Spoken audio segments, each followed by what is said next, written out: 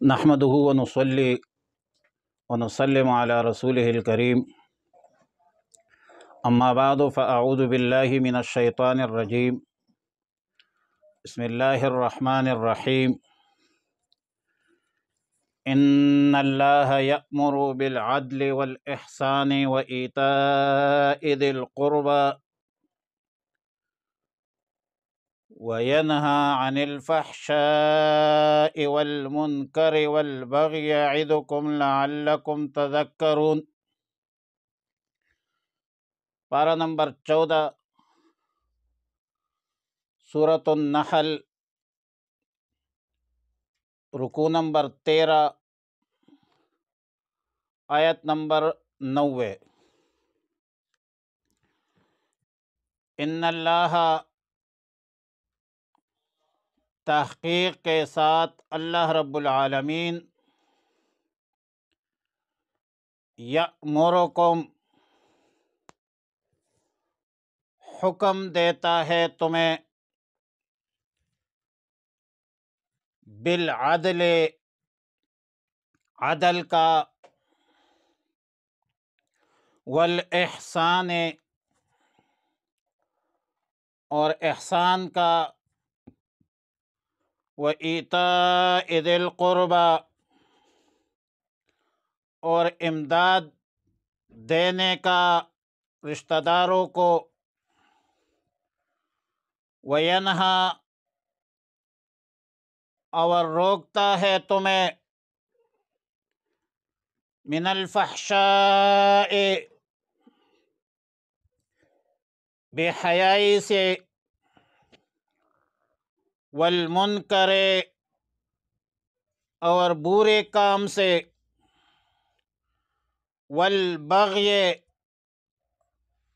اور سرکشی سے، یعظکم، وہ نصیحت کرتا ہے تمہیں، لعلکم تذکرون، تاکہ تم یاد رکھو۔ آیات مذکورہ، آیات نمبر 90 سورہ نحل، انتہائی جامع آیت ہے، اور تمام مأمورات، فرائض، واجبات، مندوبات، مستحبات سب کو شامل ہے، اور تمام منہیات اور تمام معاصی کو بھی متناول اور شامل ہے۔ حافظ عماد الدین ابن کثیر رحمہ اللہ تعالی تفسیر ابن کثیر میں سند جید کے ساتھ سیدنا عثمان ابن مدعون رضی اللہ تعالی عنہ کا ایک واقعہ ذکر کرتے ہیں۔ فرماتے ہیں کہ ابتداءً میں نے لوگوں کے کہنے پر سننے سے شرما کر اسلام قبول کر لیا تھا، مگر میرے دل میں اسلام راسخ نہیں تھا، یہاں تک کہ ایک دن میں رسول اللہ صلی اللہ علیہ وسلم کی خدمت میں حاضر ہوا، اور اچانک رسول اللہ صلی اللہ علیہ وسلم پر وحی کا نزول ہوا، اور پھر رسول اللہ مبارک صلی اللہ علیہ وسلم نے فرمایا کہ مجھ پر یہ آیات نازل ہوئی۔ عثمان ابن مدعون رضی اللہ تعالیٰ عنہ فرماتے ہیں کہ اس واقعہ کو دیکھ کر اور اس آیت کو سن کر میرے دل میں ایمان مضبوط اور مستحکم ہوا، اور رسول اللہ صلی اللہ علیہ وسلم کی محبت میرے دل میں زیادہ پیدا ہو گئی۔ یہ وہ آیت ہے، یہ وہ مذکورہ آیت ہے۔ فرمایا ان اللہ یأمرکم بالعدل والاحسان وایتاء ذی القربی وینہی عن الفحشاء والمنکر۔ آیات مذکورہ میں 3 چیزوں کا حکم ہے۔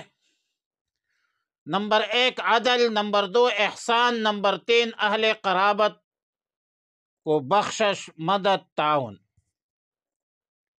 اور 3 چیزوں سے منع فرمایا: فحش کام، برا کام، ظلم اور زیادتی، تعدی۔ عدل عربی زبان میں انصاف کو کہتے ہیں، اور سورہ مائدہ کی آیت ہے اعدلوا هو اقرب للتقوی، اپنے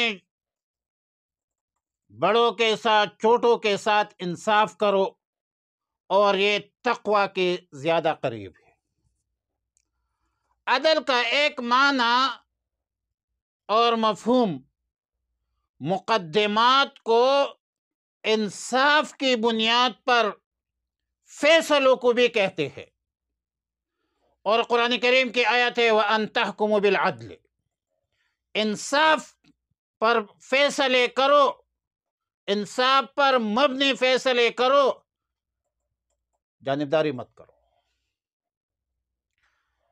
عدل کا ایک معنی اعتدال سے بھی کیا جاتا ہے، جو افراط، تفریط، کمی زیادتی کے درمیان ایک راستہ ہے، اور سورہ بقرہ کی آیت ہے وَكَذَلِكَ جَعَلْنَاكُمْ أُمَّةً وَسَطًا لِتَكُونُوا شُهَدَاءَ عَلَى النَّاسِ۔ وسط کا معنی تفسیر روح المعانی عدل سے کرتے ہیں، اور فرمایا اے بمراعات التوسط بین طرفی الافراط والتفریط، اور پھر کچھ تفصیل کے بعد ابن ابی حاتم سے محمد ابن قرظی کا بیان نقل کرتے ہیں کہ مجھے سیدنا عمر ابن عبدالعزیز رحمہ اللہ تعالی نے بلایا کہ بتاؤ عدل کیا چیز ہے۔ میں نے کہا واہ کیا خوب، آپ نے تو بہت بڑی بات پوچھی ہے آج۔ اور اس کے بعد عدل کا معنی بیان کرتے ہوئے فرمایا کہ چھوٹے کا باپ بن جاؤ، بڑے کا بیٹا بن جاؤ، اور برابر والے کا بھائی بن جاؤ، اور ان لوگوں کو ان کے گناہوں کے بقدر، ان کے جسموں کے برداشت کے بقدر سزا دو، اپنے غصے کی وجہ سے ایک کوڑا بھی مت مارو، اور اگر مار دیا تو پھر آپ ظلم کرنے والوں میں سے ہو جاؤں گے۔ سیدنا سفیان بن عیینہ رحمہ اللہ سے منقول ہے کہ ان العدل استواء السریۃ والعلانیۃ فی العمل، یعنی عدل یہ ہے کہ تنہائی میں ہو یا سب کے سامنے ہو ایک ہی طرح عمل کرو، منافقت نہ کرو۔ جو ظاہری عمل ہے لوگوں کے سامنے ہے، جو جلوت میں ہے وہ خلوت میں کرو۔ اور ابن عربی کا قول ہے کہ لفظ عدل کا اصل معنی برابری ہے، پھر مختلف نسبتوں سے اس کا مفہوم مختلف ہو جاتا ہے۔ ایک مفہوم عدل کا یہ ہے کہ انسان اپنے نفس اور اپنے رب کے مابین عدل کرے، اپنے نفس کو ممنوعات، محظورات اور محرمات سے محفوظ کرے، اللہ کی رضا اور خوشنودی حاصل کرے۔ اور عدل کا دوسرا مفہوم یہ ہے نسبت کے اساس اور بنیاد پر کہ ایک بندہ اپنے نفس کے ساتھ عدل کا معاملہ کرے، اور ان تمام چیزوں سے گریز کرے، پرہیز کرے جو جسمانی طور پر، روحانی طور پر تباہی بربادی کا ذریعہ ہو، اور صبر پر قناعت کرے۔ عدل کا ایک تیسرا مفہوم یہ بھی ہے کہ مخلوق خدا کے مابین عدل اور برابری کا معاملہ کرے، تمام مخلوقات کے ساتھ خیر خواہی اور ہمدردی کا معاملہ کرے، خیانت مت کرے، نہ ادنا سے نہ اعلیٰ سے، اپنے قول و فعل میں ظاہراً باطناً کسی کو ایذا مت دے۔ اسی طرح اگر فریقین کے مابین کوئی معاملہ ہو، کوئی محاکمہ ہو، تو فیصلے میں کسی کی طرف میلان نہ مت کرے، طرفداری مت کرے، حق کے مطابق فیصلہ کرے۔ اور ابو عبداللہ الرازی رحمہ اللہ الباری کا قول ہے، لفظ عدل میں عقیدہ کا اعتدال جو ہوتا ہے اس کو بھی شامل، عمل کے اعتدال کو بھی شامل، اخلاق کے اعتدال کو بھی شامل ہے۔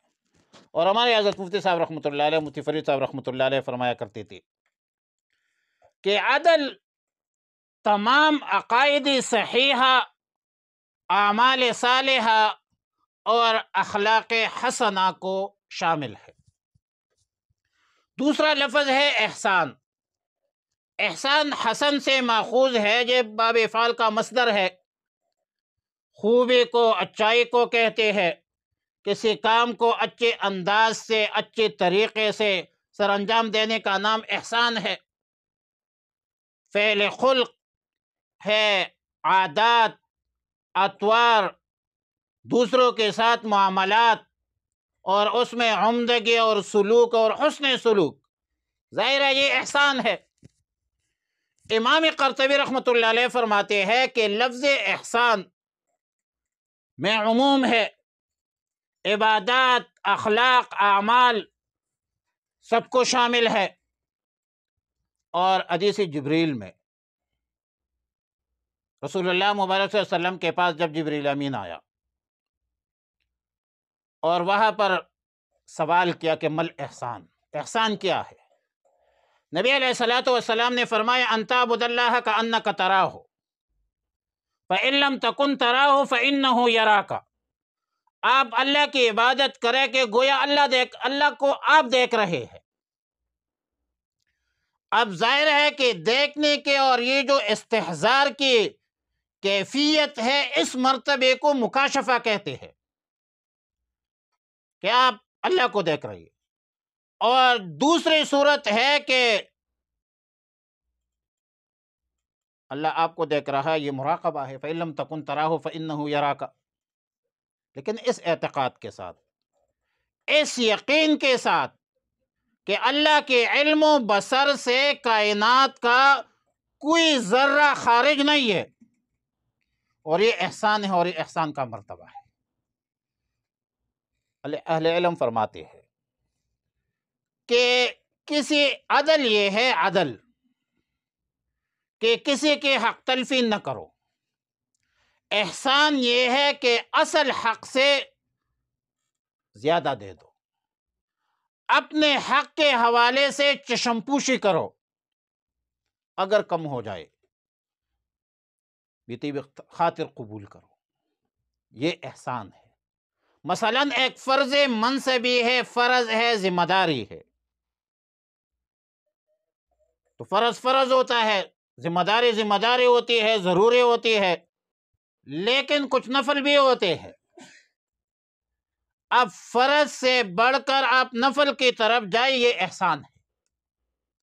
ایک فرض نماز ہے، فرض روزہ ہے، زکوٰۃ ہے، حج ہے، لیکن اس کے علاوہ تو نفلی نماز بھی ہے نا، نفلی صدقہ تو بھی ہے نا، نفلی حج تو بھی ہے نا، نفلی زکوٰۃ بھی ہے نا۔ اب فرض ادا کرنا وہ عدل ہے، اور نفل ادا کرنا یہ احسان ہے۔ ایک بندے کی ڈیوٹی جو ہے، ذمہ داری 8 گھنٹے ہے، لیکن دفتری کام زیادہ ہے، یا کام ویسے زیادہ ہے، مزدوری ہے، وہ گھنٹہ، 1.5 گھنٹہ یا 5-10 منٹ 15 منٹ زیادہ اضافہ کرے تو اس کو احسان کہتے ہیں۔ تیسرا لفظ ہے ایتاء ذی القربہ، رشتہ داروں کو اس کا حق دینا۔ اگرچہ عدل میں، احسان میں یہ ایتاء ذی القربہ داخل ہے، لیکن رشتہ داروں کے ساتھ نیکی میں ثواب ہے، صلہ رحمی کا بھی ہے، صدقے کا بھی ہے، اور قربا میں سب کو شامل ہے۔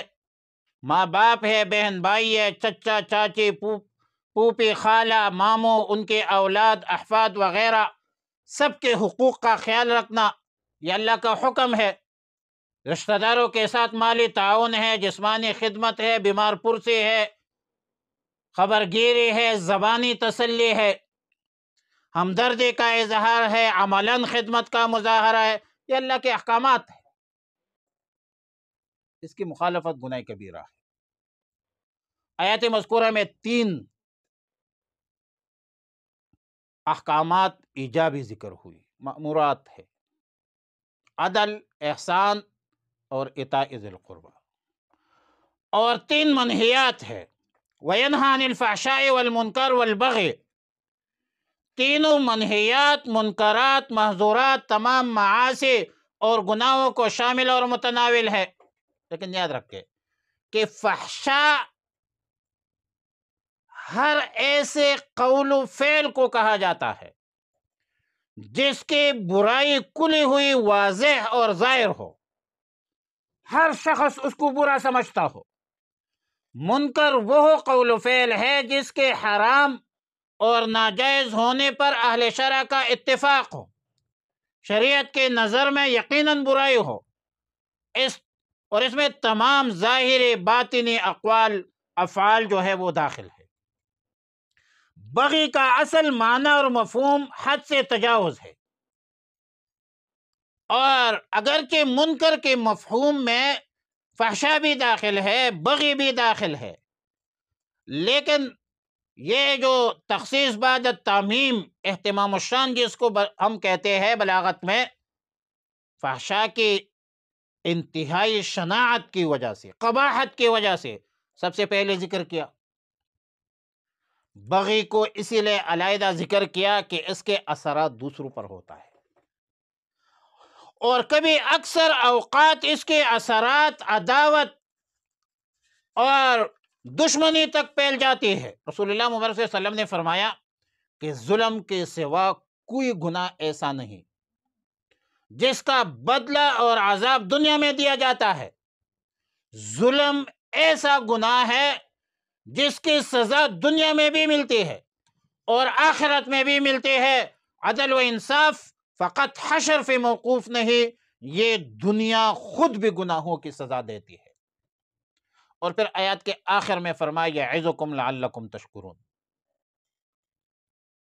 سیدنا عبداللہ ابن مسعود رضی اللہ تعالیٰ عنہ کا قول ہے، ظاہر ہے کہ آیات کے آخر میں اللہ تعالیٰ نے نصیحت کی کہ اللہ تمہیں نصیحت کرتا ہے، تم نصیحت حاصل کرنے والے بن جاؤ۔ فرماتے ہیں کہ قرآن کریم کی یہ آیت تمام آیتوں کے بنسبت خیر و شر کے تذکرے کے لیے سب سے جامع آیت ہے، کیونکہ اس میں ہر خیر کا حکم ہے، ہر برائی سے روکنے کا حکم ہے، تمام مامورات منہیات سب کو متناول اور شامل ہے۔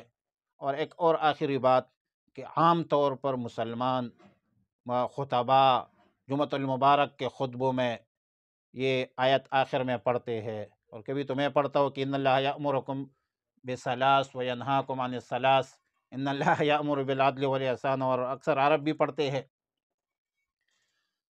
اس کی ابتدا ہوئی ہے عمر ابن عبدالعزیز رحمہ اللہ کے دور سے۔ علامہ سیوطی جلال الدین سیوطی رحمۃ اللہ علیہ نے تاریخ الخلفاء میں لکھا ہے کہ سیدنا عمر ابن عبدالعزیز سے پہلے بنو امیہ کے بعض خطبہ سیدنا علی المرتضی کرم اللہ تعالی وجہہ کے حوالے سے کچھ برے الفاظ برا بلا کہتے تھے، تو سیدنا عمر ابن عبدالعزیز رضی رحمہ اللہ تعالی نے گورنروں کو خط لکھا کہ کوئی خطیب آئندہ ایسا نہیں کرے گا اور اس کے جگہ پر یہ آیت پڑھے گا۔ اور اب تک پورے عالم اسلام میں تقریباً اکثر خطبہ جمعۃ المبارک کے خطبہ میں یہ آیت پڑھتے ہیں، کسی کبھی کبھار چھوڑ دینا چاہیے تاکہ عوام الناس اس کو خطبے کا لازم جز نہ سمجھے، اور ظاہر ہے کہ التزام مال علم زو لازم نہ آئے۔ تو آخر دعوانا الحمدللہ رب العالمین۔